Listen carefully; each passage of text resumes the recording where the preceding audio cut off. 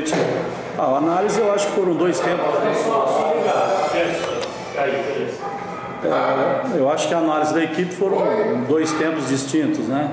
Primeiro tempo a gente não fez um bom jogo, agrediu muito pouco, tivemos um determinado domínio em alguns momentos, mas sem objetividade.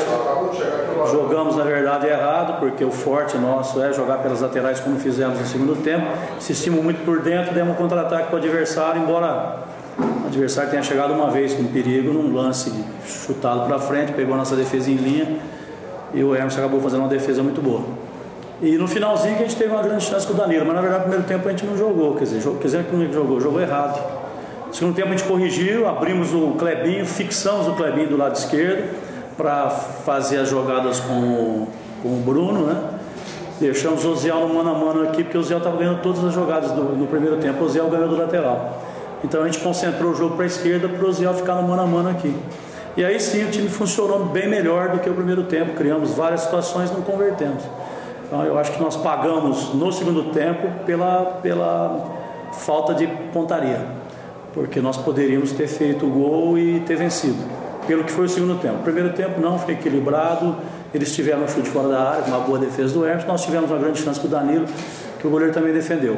Mas no segundo tempo nós jogamos mais, criamos mais, penetramos pelas duas laterais, tanto com o Ziel como com o Bruno. O Bruno inclusive teve duas chances. E o Júnior Negrão teve uma belíssima chance também, acabou dando azar. Ronaldo no final também, no cruzamento, escorou, a bola passou, raspou a trave. Tivemos um bom volume de jogo, mas foi insuficiente porque nós não convertemos com êxito. Badão, a expectativa ficava em função principalmente do ataque, né? Que os dois jogariam juntos pela primeira vez, até seria foi a 14ª dupla de ataque no ano do Guarani. E que você fizesse uma avaliação individual, tanto do Clebinho e até mesmo do Júnior Negrão, em termos de posicionamento, em termos de aproveitamento. Não, é difícil, a gente sabe que é difícil, né? Os jogadores não se conhecem, né? Não jogaram junto. A gente perdeu o Schwenk, que vinha vindo muito bem, que já estava bem entrosado na equipe. O Júnior também vinha sem jogar, nós estamos dando oportunidade.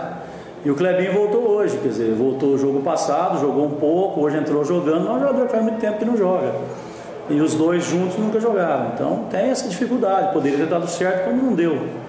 Mas no segundo tempo foi melhor, já houve um melhor entrosamento da equipe, mas foi insuficiente porque a gente teve a chance e não matou. Badão, você acabou de dizer que o Guarani teve mais volume de jogo, mas não conseguiu ser com a vitória. Na verdade, o que está faltando ao time do Guarani, Badão, é qualidade? Não, o que está faltando no Guarani é padrão. Um padrão mais definido, como a gente sempre teve no Campeonato Paulista. Se você for colocar o elenco do Guarani, pegar todos os nomes, inclusive os que estão contundidos, nós temos um elenco qualificado para brigar. Só que nós não tivemos esse elenco à disposição jamais. Então nós estamos toda hora com problemas. Isso dificultou, sempre a mesma conversa, a mesma desculpa, a mesma justificativa, mas é a verdade, não posso mudar isso. Agora, hoje no segundo tempo não faltou qualidade, faltou um detalhezinho, colocar a bola para dentro. Você vai falar para mim assim, o Júnior Negrão teve a chance, jogou por cima. Se cruzar 10 bolas, ele vai fazer 8, 9, naquela bola, né? Ele deu azar e não fez. Então o futebol tem essas coisas. Outro dia o Cristiano Ronaldo errou um gol inacreditável, né? Então faz parte do futebol, né? Por mais que as pessoas critiquem, falem, mas faz parte do futebol. Existe erros e acerto. Hoje nós tivemos tudo para vencer no segundo tempo, volto a repetir, e não convertemos. Você disse no primeiro tempo que faltou jogar pelas laterais, principalmente pelo lado do Ciel, que a gente via tanto o Clebinho quanto o Rafael Costa, quanto o Danilo, que são o Rafael e o Danilo, no caso, canhotos, saem muito para aquele lado, até os dois conseguem se entender muito. Você também foi um dos fatores que acabaram com tanto o Danilo quanto o Rafael, por serem cantos, jogarem muito para aquele lado e deixarem o Ziel sozinho do outro lado? Veja bem, a gente está acostumado a ter muito mais jogador destro do que canhoto. Então, quando você joga um canhoto para o lado direito, todo mundo fala, mas o canhoto... exatamente, porque como você tem um número grande de jogadores destros, então você nunca improvisa do lado direito, né? Você improvisa do lado esquerdo. Agora, quantos jogadores destros não jogam pelo lado esquerdo? E ninguém fala nada. Por quê? Porque nós temos um número em percentual, não sei qual é, mas o número de canhotos para destro, a diferença é muito grande, né? Você não acha canhoto com tanta facilidade. Então, por isso que quando existe que nem hoje, jogou 2 meias canhotos, Só que o Corinthians foi campeão jogando assim, né? Com o Danilo e com o Alex. Então, a hora que se adapta, como eu não vinha jogando assim, cria uma certa dificuldade. Então a gente combinou, quando o Rafael estiver do lado direito, o Danilo está do lado esquerdo. Quando o Danilo estiver lá, o Rafael está do outro lado, porque os dois são canhotos. Mas aconteceu. No segundo tempo, não. O Rafael caiu bem pela direita, protegeu bem a bola, fizemos algumas jogadas por aqui. O Oziel funcionou, o Bruno funcionou. O que não funcionou foi a finalização. Perdão, na virada do turno você falava de quantos pontos o Guarani precisaria subir, aí os jogos foram passando, tantos por cento de chance, 1%, 10% e tudo mais. Você que teve aqui em 2009, o Guarani subiu com você em 2009, em algum momento desse campeonato, na sua opinião, o Guarani jogou como candidato ao acesso? O jogo do Joinville, aqui. Eu acho que com inúmeros problemas que nós tivemos, a gente nunca conseguiu ter um padrão. Eu, durante a semana aqui, foi me perguntado sobre a presença do torcedor. Eu falei, nós não atraímos o torcedor, né? Então a gente não está aqui para enganar ninguém. Eu disse, olha, a campanha, o desempenho do Guarani não atraiu o torcedor mesmo com o ingresso mais barato. Teve uma melhora no jogo passado em casa, hoje também já voltou à normalidade, tinha pouca gente. Porque o futebol nosso não atraiu. Então realmente aconteceu isso. Nós não conseguimos ter aquela equipe consistente que no jogo do Joinville surpreendeu, que nós fizemos uma partida brilhante, até entendíamos, né, que daquele momento em diante a gente ia repetir. Hoje nós jogamos 45 minutos, que foi o segundo tempo. O primeiro tempo a gente jogou muito burocraticamente, o adversário ficou simples para o adversário marcar a gente.